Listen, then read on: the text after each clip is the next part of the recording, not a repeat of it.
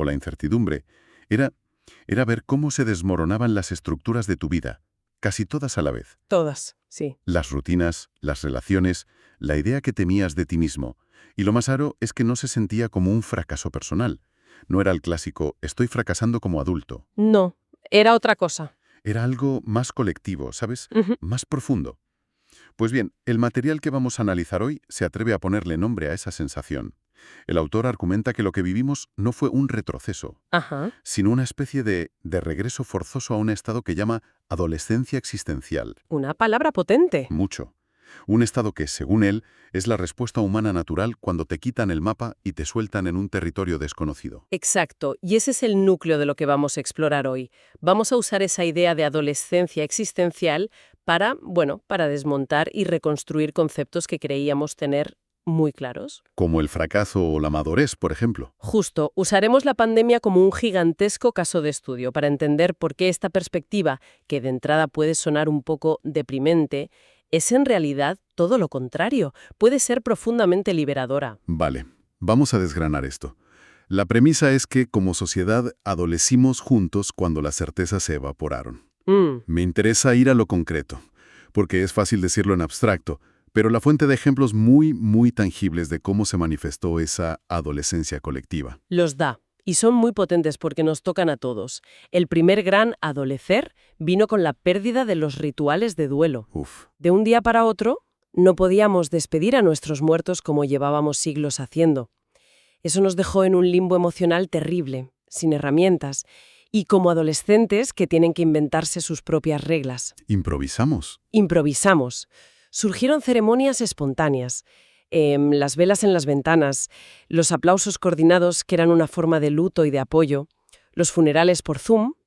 Fue una respuesta creativa y a la vez desesperada para darle forma a un dolor antiquísimo. Recuerdo la extrañeza de esos momentos. Se sentía, a la vez insuficiente y profundamente necesario.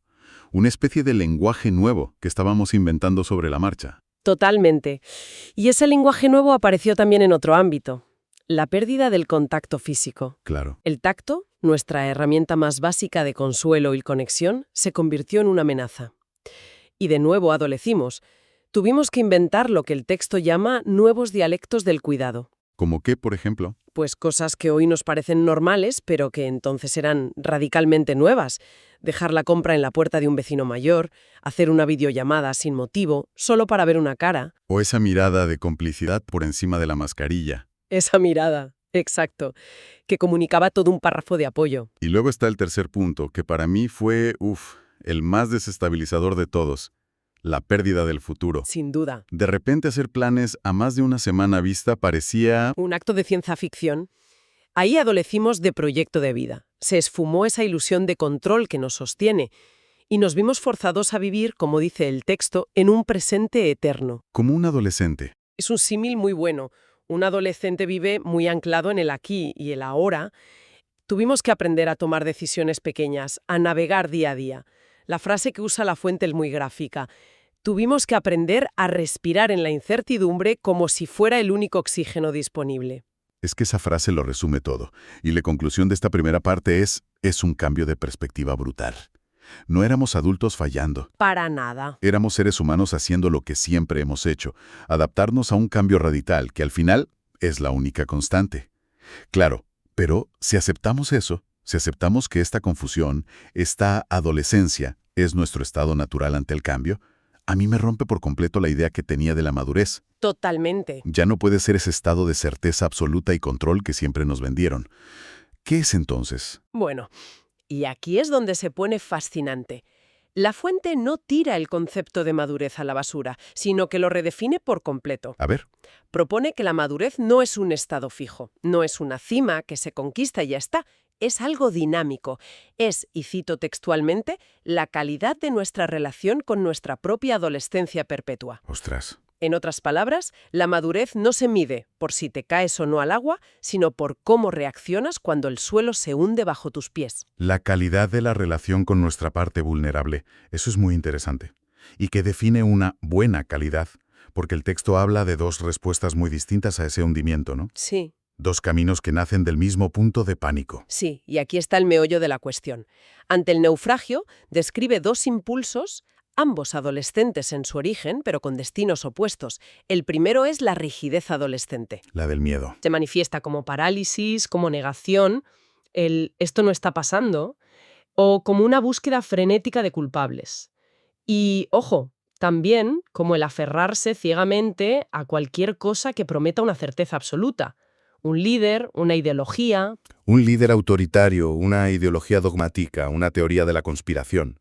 Es el miedo cristalizando en fundamentalismo. Es la necesidad de una respuesta, cualquiera, con tal de no soportar el vacío de no saber. Lo entiendo perfectamente. Precisamente.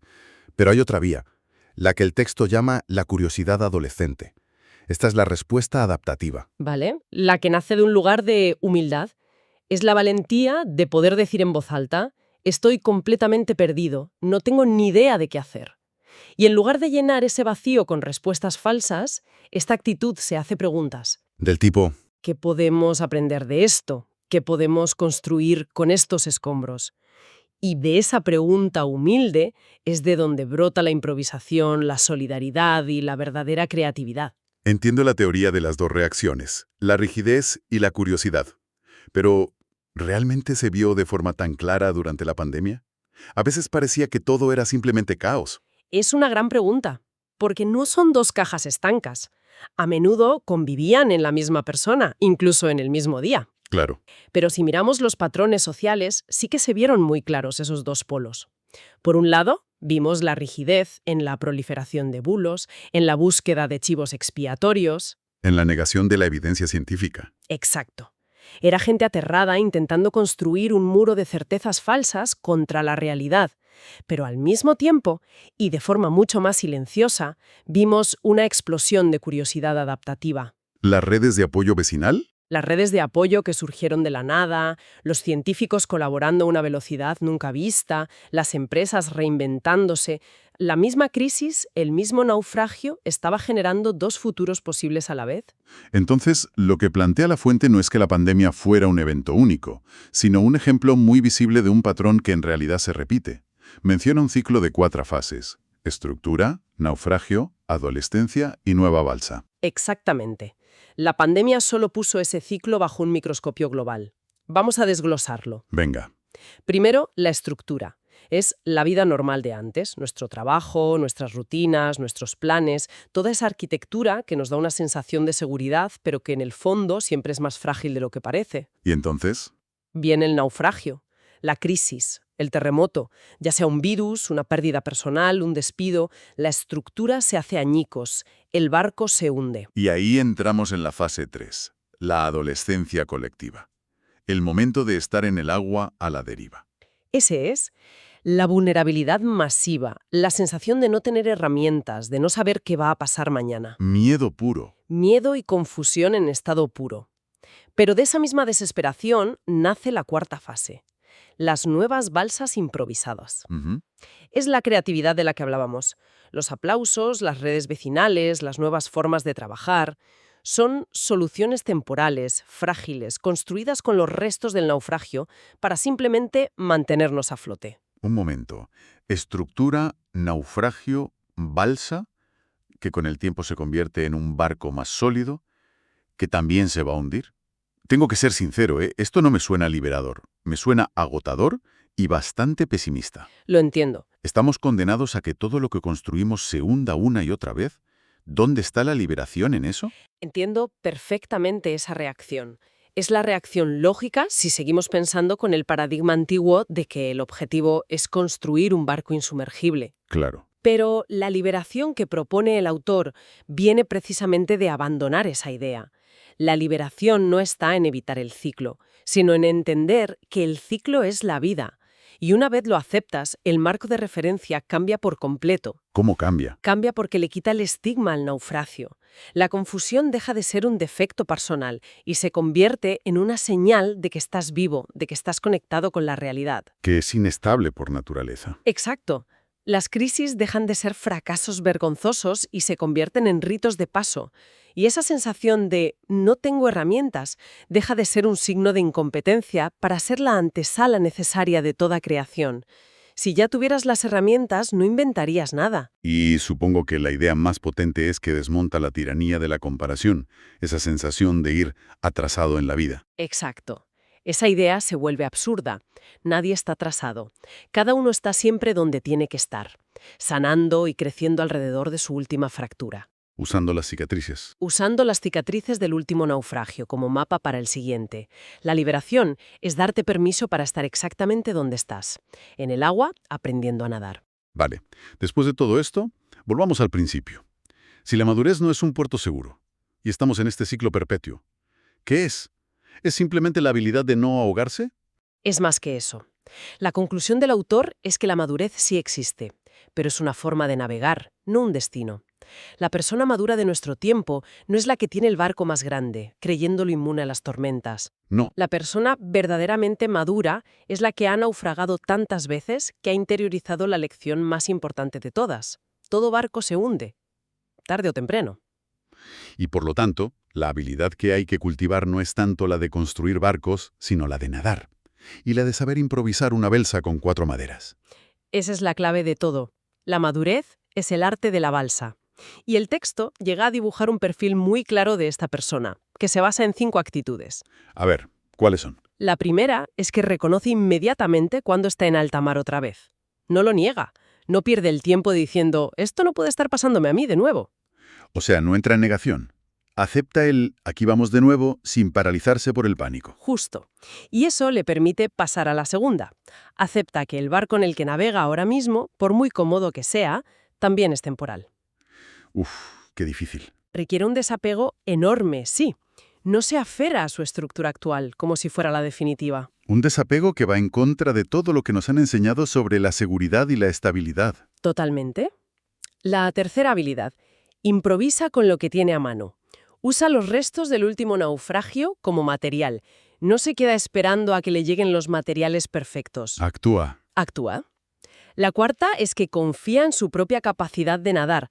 Ha desarrollado una fe profunda en su resiliencia, porque la ha puesto a prueba muchas veces. Sabe que puede aguantar. Y la quinta, que supongo que es la que cierra el círculo del aprendizaje. Sí, y es crucial. La persona madura recuerda que cada naufragio anterior le enseñó algo esencial para sobrevivir al siguiente. El conocimiento se acumula. El conocimiento es acumulativo. No vuelve a cometer exactamente los mismos errores. Aprende qué maderas flotan mejor, qué nudos aguantan más. Cada crisis le convierte en un náufrago más experto. Me quedo con una frase que resume todo esto. La verdadera madurez es la valentía de permanecer flexible, la sabiduría de abrazar nuestra adolescencia perpetua. Es eso. No se trata de matar a esa parte nuestra que duda, que se asusta, sino de aprender a colaborar con ella, a usar su energía para crear. Es un cambio de paradigma radical. Y la reflexión final del texto sobre el legado de la pandemia va por ahí. La crisis no nos dio respuestas. Nos arrancó de cuajo la ilusión de que existían respuestas permanentes. Nos dejó a la intemperie. A todos, adoleciendo y a menudo juzgándonos duramente por no tener unas herramientas que en realidad nadie poseía. Es una imagen muy poderosa, la de ese invierno global donde todos teníamos frío y nadie sabía muy bien cómo hacer fuego. Lo es. Y en ese invierno, concluye el autor, tuvimos que aprender algo mucho más valioso que cualquier certeza. Aprendimos, o tuvimos la oportunidad de aprender, a encender fuego con los restos de lo que creíamos ser. Vaya. Quizá no salimos de aquello siendo más sabios en el sentido tradicional, pero si nos miramos con un poco de compasión, podemos vernos como más veteranos, más expertos en el único arte que de verdad va a importar, el arte de reinventarnos. Y con esa idea llegamos al pensamiento final que nos deja el autor. La madurez al final no es el puerto seguro que nos pasamos la vida buscando. No, Es el valor de seguir navegando cuando ya no queda ningún mapa.